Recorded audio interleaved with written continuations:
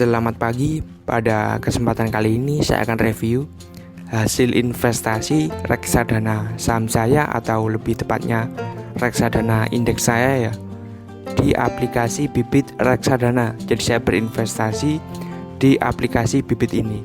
Nah, saya juga akan review ya mengenai reksadana indeks dan juga review tentang aplikasi Bibit ini. Jadi kelebihannya seperti apa dan fitur-fiturnya seperti apa nanti saya akan tampilkan. Nah, saya juga sudah pernah buatkan ya video tutorial tentang cara membeli atau berinvestasi di reksadana secara online. Jadi kalau kalian ingin tahu caranya, kalian tinggal klik kotak yang akan muncul di pojok kanan atas ini, atau kalian juga bisa cari di link di deskripsi di bawah.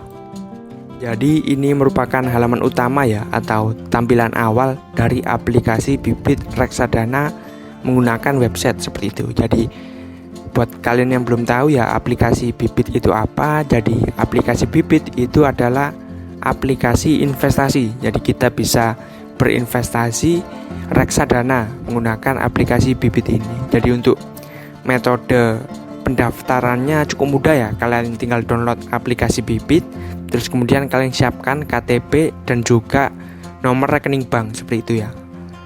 Itu wajib ya, kedua syarat tersebut wajib, yaitu KTP dan juga nomor rekening bank.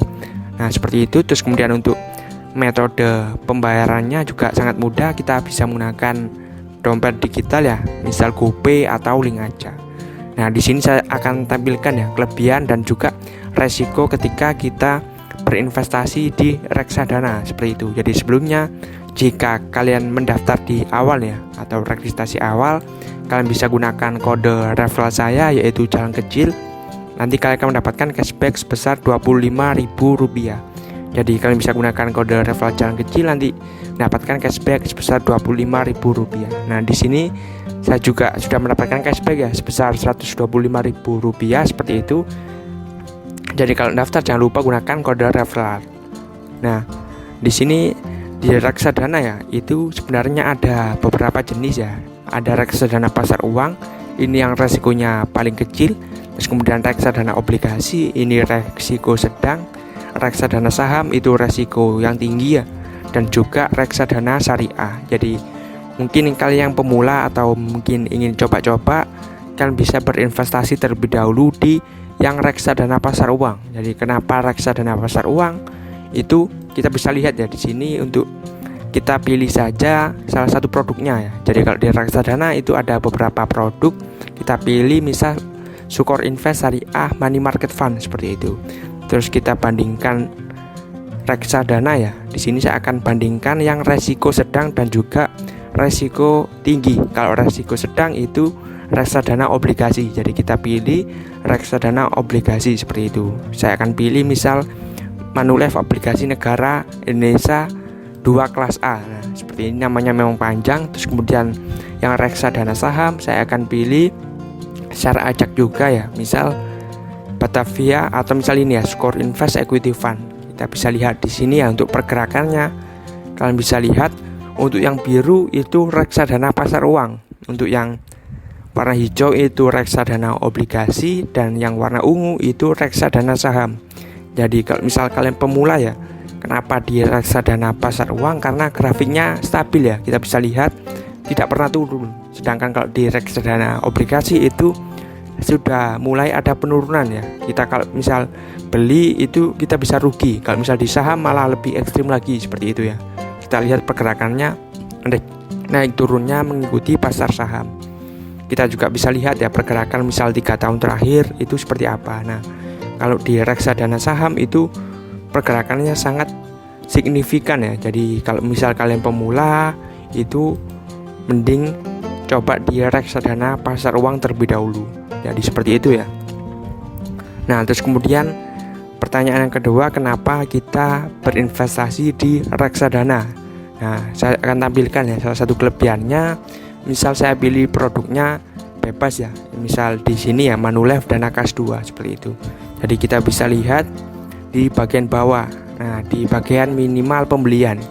Jadi di reksadana itu kita bisa membeli atau kita bisa berinvestasi ya mulai dari Rp10.000. Jadi buat kalian yang pemula ya, atau pelajar yang modal kecil seperti itu bisa berinvestasi di reksadana, karena kita bisa mulai dengan modal kecil yaitu Rp10.000. Jadi untuk minimal pembeliannya bisa lihat di sini itu Rp10.000.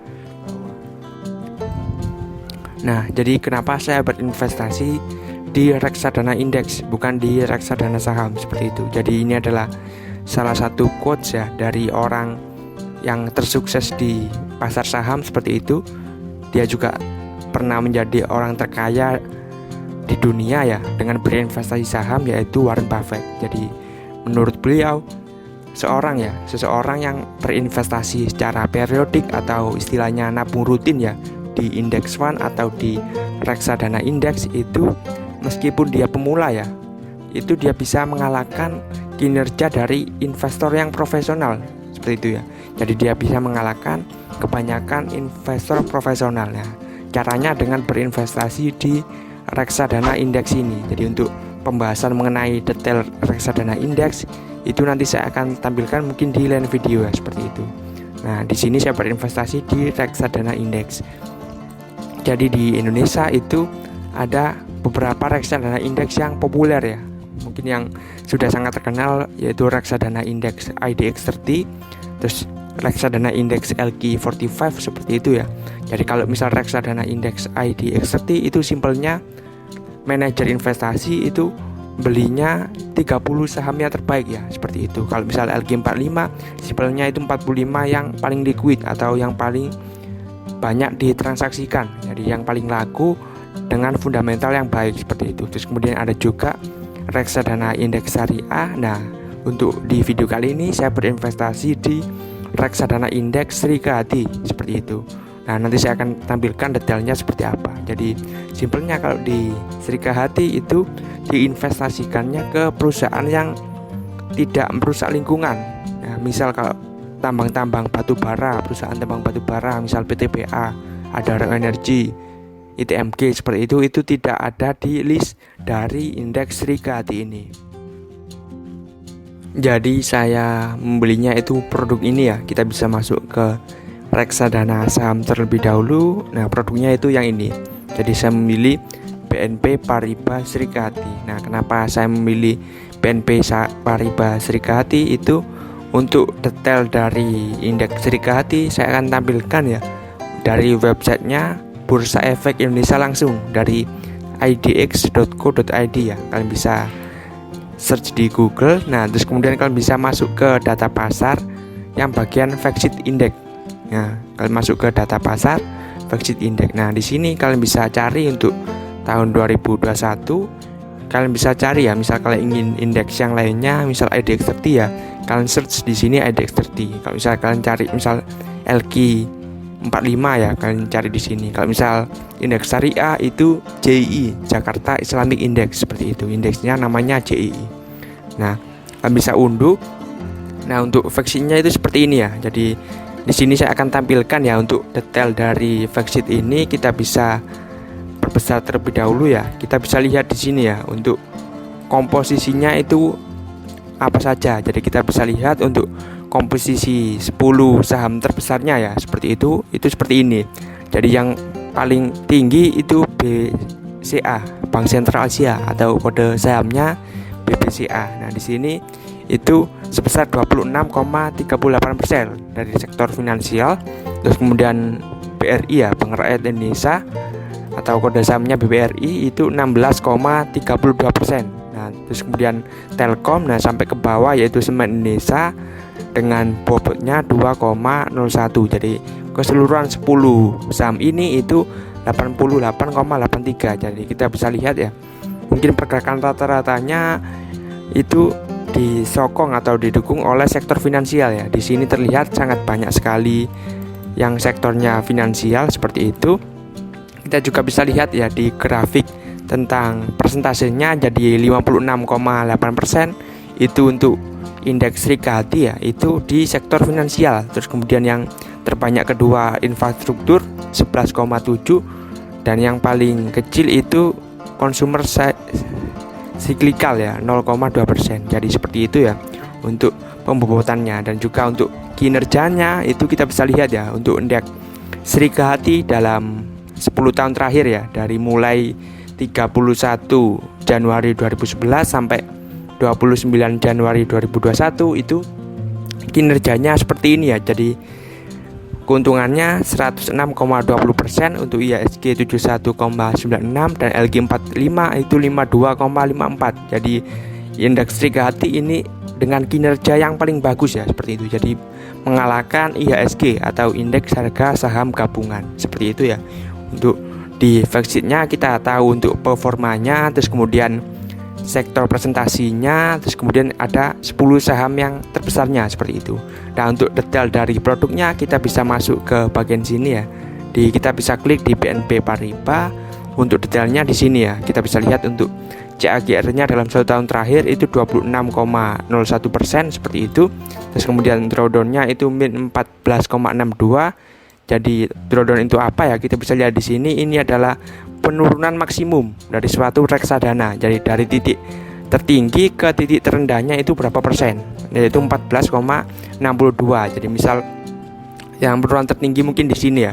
Ini ketika kita membeli tanggal 25 Agustus 2020 ya, dan terus kemudian pada tanggal ini ya 30 September 2020 itu turun sampai 14%. Jadi misal kita investasi 10 juta ya, uang kita tinggal 8,5 juta, seperti itu kalau kita jual reksadananya. Nah, terus kemudian juga ada expense ratio itu 2,66%, seperti itu. Terus kemudian total AUM. Jadi total AUM itu seperti apa?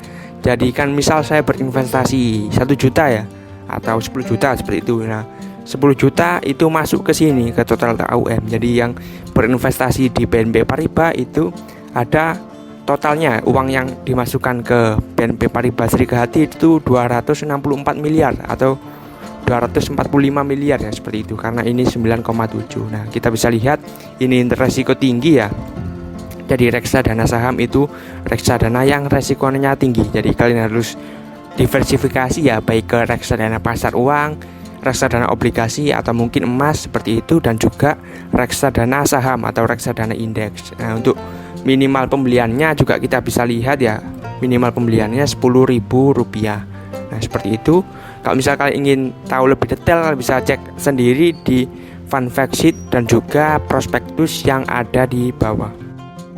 Jadi sebelum masuk ke hasil investasi saya, terlebih dahulu saya akan tampilkan ya untuk detail pembeliannya. Jadi saya membelinya itu berapa dan tanggalnya itu tanggal berapa. Nah, ketika video ini dibuat itu tanggal berapa. Jadi nanti biar jelas ya. Jadi sebelumnya aja, kalau misal kalian berinvestasi di reksadana saham itu harusnya untuk jangka panjang ya. Jadi kalau misal jangka pendek 1 bulan 3 bulan itu jangan kalian lihat seperti itu.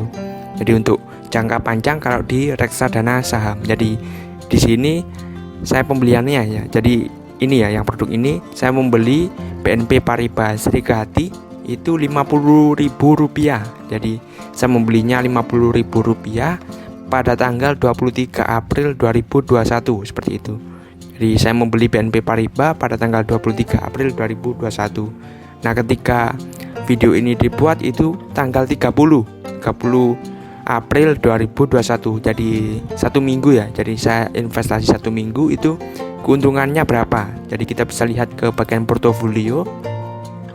Nah, di sini ada beberapa portofolio ya. Jadi kalau salah satu kelebihan di aplikasi Bibit itu kita bisa tambahkan sendiri. Jadi tidak campur-campur.